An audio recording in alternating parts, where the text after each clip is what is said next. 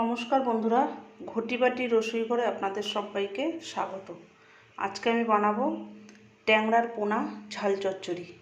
দেখুন, এই যে ট্যাংরার পোনা, ছোট ছোট ট্যাংরা মাছকে বলে ট্যাংরার পোনা। এই যে ট্যাংরা মাছগুলো, এই মাছগুলোকে ঝাল চচ্চড়ি করব।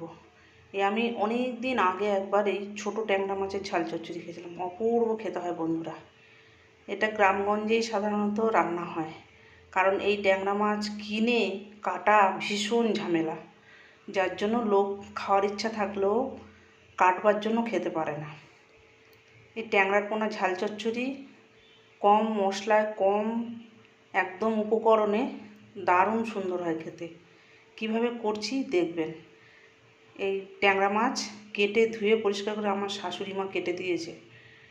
উনি বসে বসে এতক্ষণ ধরে, এখানে 500 গ্রাম মাছ আছে, এই বসে বসে কেটে দিয়েছে। আমি হলে তো কাটতে পারতাম না। এবার ধুয়ে পরিষ্কার করে নিয়ে এবার রান্না করব। এখানে নুন হলুদ মাখিয়ে আগে মাছগুলোকে ভেজে নেব। আর লাগছে দেখুন, কাঁচা লঙ্কা, পেঁয়াজ কুচানো, টমেটো কুচানো, ধনে পাতা, আর যা যা লাগবে ওই রান্নার সময় দেখাচ্ছি। তাহলে চলুন ট্যাংরার পোনা ঝাল চচ্চড়ি কীভাবে করি দেখুন। এই যে দেখুন, হলুদ দিয়ে দিয়েছি। এবার দেবো লবণ, পরিমাণ মতো লবণ দিয়ে দেবো। আর আমি এখানে গ্যাসে কড়াই চাপিয়ে দিয়েছি, এখানে একটু লবণ দিয়ে দিচ্ছি। মাছগুলোকে ভাজবো। এবার এই মাছগুলোকে নুন আর হলুদ ভালো করে মাখিয়ে নেব, নিয়ে তারপর আমি মাছগুলোকে ভাজবো।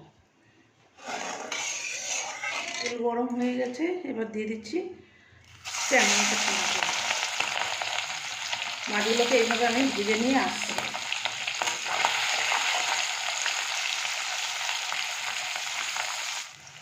এই দেখুন বন্ধুরা, মাছগুলো ভাজা হয়ে গেছে। এবার আমি তুলে নিচ্ছি। এরকম কড়া করে ভেজে নিতে হবে ঝাল চচ্চড়ি খাওয়ার জন্য। এবার মাছগুলোকে আমি তুলে নিচ্ছি। এই যে দেখুন, মাছ ভাজা হয়ে গেছে। এরকম কড়া করে ঝাল চচ্চড়ি খাওয়ার জন্য এরকম কড়া করে ভাজতে হবে। এবারে যে মাছ ভাজার তেল রয়েছে, এই তেলেই আমি একটু 5 ফোড়ন দিয়ে দিলাম, কুচনো পেঁয়াজ, কুচনো কাঁচা লঙ্কা। কাঁচা লঙ্কার পরিমাণটা দেখুন বেশি। এটা একটু ঝাল ঝাল হবে, ঝাল চচ্চড়ি ঝাল ঝাল হবে।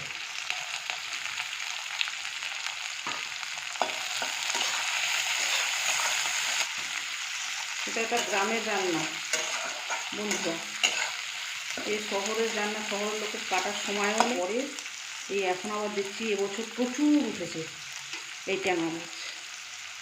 ঝাল চচ্চড়ি এইরকমভাবে গ্রামের লোক রান্না করে। মাঠে ঘাটে থেকে ধরে নিয়ে এসে দেখেছি, আমরা কিনে নিয়ে এসেছি, আমরা কোথায় পাবো। 5 ফোড়ন, পেঁয়াজ, কাঁচা লঙ্কা ভাজা ভাজা হয়ে গেছে। এবার দিয়ে দেবো টমেটো। এখানে 2টো ছোটো সাইজের টমেটো, 500 ট্যাংরা মাছ, একটু লবণ। মাছ ভাজার লবণ দিয়েছি, মাছ ভাজবার সময় তেলে লবণ দিয়েছি, এখানে আবার একটু লবণ দিয়ে দিচ্ছি। লবণটা বুঝে তারপরে দিতে হবে, যে আর স্বাদ বুঝবে। এবার দিয়ে দেবো হলুদ পরিমাণ মতো, দেবো ঝাল লঙ্কার গুঁড়ো। ঝাল লঙ্কার গুঁড়ো যেহেতু ঝাল চচ্চড়ি একটু ঝাল, একটু স্পাইসি টাইপের হবে, একটু 2 চামচ ঝাল লঙ্কার গুঁড়ো দিলাম। 1 চামচ জিরে গুঁড়ো, 1 চামচ ধনে গুঁড়ো। এবার এটাকে ভালো করে আবার একটু মেশাবো। সামান্য একটুখানি জল দিয়ে নাড়ব।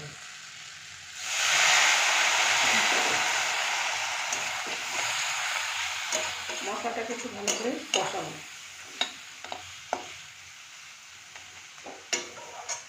সব ড্রাই মশলা, ওই জন্য একটু জল দিয়ে দিলাম। এবার একটু মশলাটা আর একটু হবে। এবার দিয়ে দেবো একটু কাশ্মীরি লাল লঙ্কার গুঁড়ো। এটা একটু টকটকে রং হয়, লাল লাল টাইপের হবে, ওই জন্য একটু কাশ্মীরি লঙ্কার গুঁড়ো দিয়ে দিচ্ছি, যাতে এটা তো ঝাল হয় না। এই যে এবার এটাকে ভালো করে মিশিয়ে নেব। মশলাটা কষে গেছে, এবার আমি জল দিয়ে দিচ্ছি।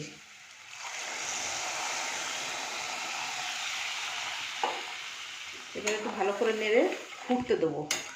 ফুটে একটু বেশি জল দেবো না, চচ্চড়ি টাইপের হবে তো, শুকনো শুকনো হবে, গা মাখা মাখা শুকনো শুকনো। এবার এটা হতে থাক। এই যে ঝোলটা আমার ফুটে উঠেছে, এবার আমি ভাজা মাছগুলোকে দিয়ে দিচ্ছি।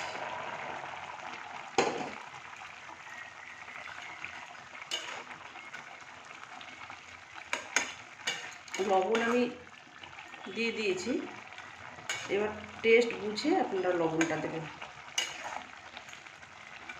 এবার একটু এটা ভালো করে মাছটা এই ঝোলের সাথে মিশে যাবে, একটু ফুটবে।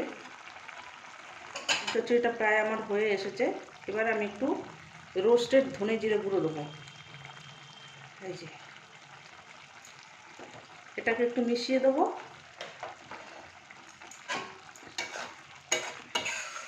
প্রায় আমার হয়ে এসেছে, একটু গা মাখা মাখা থাকবে, ঝোল থাকবে না বেশি, গা মাখা মাখা থাকবে। এবার দিয়ে দেবো ধনে পাতা, পরিমাণ মতো একটু ধনে পাতা দিয়ে দেবো। নামিয়ে সার্ভ করে দেবো। একটু স্ট্যান্ডিং টাইমে রাখবো, রেখে তারপর নামিয়ে সার্ভ করে দেবো। এবার একটু কাঁচা সর্ষের তেল ওপর থেকে ছড়িয়ে দেবো। এবার আমি নামিয়ে সার্ভ করে দিচ্ছি। এই যে বন্ধুরা দেখুন, ট্যাংরা পোনা ঝাল চচ্চড়ি আমার রেডি হয়ে গেছে, সার্ভ করে দিয়েছি। অসাধারণ দেখতে হয়েছে বন্ধুরা, খেতেও এটা অসাধারণ হয়। আমি বহু বছর পরে এই খাবো আজকে। এইভাবে আপনারা বানাবেন যদি পান, এইভাবে আপনারা বানাবেন, বানিয়ে করে খেয়ে আমাকে কমেন্ট করে জানাবেন। এরকম নিত্য নতুন ভিডিও পেতে আমার চ্যানেলটির সঙ্গে থাকবেন, সাবস্ক্রাইব করবেন, লাইক করবেন, প্রচুর প্রচুর শেয়ার করবেন। নেক্সট ভিডিও আসার অপেক্ষায় থাকবেন। ততক্ষণ আপনারা সবাই সুস্থ থাকুন, ভালো থাকুন, সাবধানে থাকুন। ধন্যবাদ।